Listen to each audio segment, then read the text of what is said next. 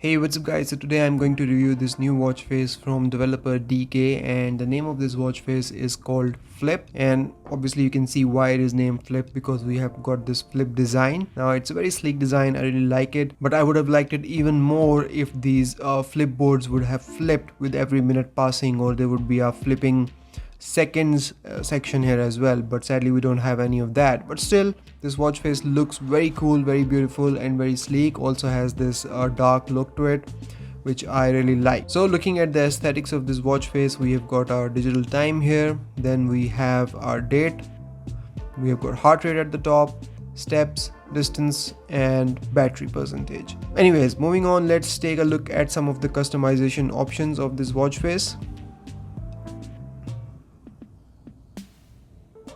So that was always on display version. I had to tap on it to wake it up. So we'll go in customize. So we have got some background options.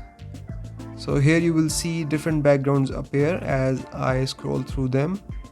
And there are some really cool ones here. I really like this one and this one as well.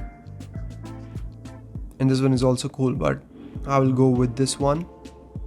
Next, we have always on display version. We have seen one, now we'll check the second one out.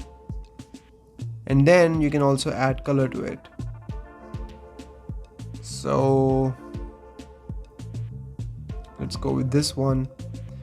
And then finally we have our complications. So you can add up to 6 complications here.